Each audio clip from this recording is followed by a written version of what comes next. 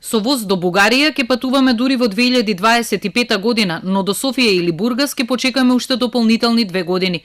Обврските од деценискиот проект за железничко поврзување Македонија треба да ги заврши во наредните 7 години, а Бугарија до 2027 година. Европската унија преку ЕБОР даде на земјава грант од 68,6 милиони евра со кој треба да почне изградбата на втората делница од железничката пруга од Белјаковце до Крива Паланка.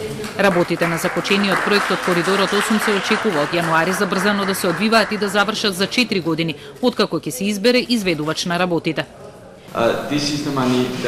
Ова се средствата што ги алоциравме во Трст. Таму го одвоивме овој износ за оваа делница, ги ставивме на чекање и сега се ваши.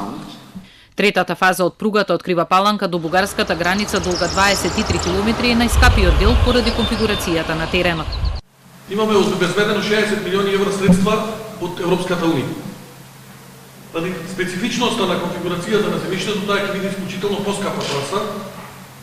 Предвидувањето се дека ќе биде на 350 милиони евра.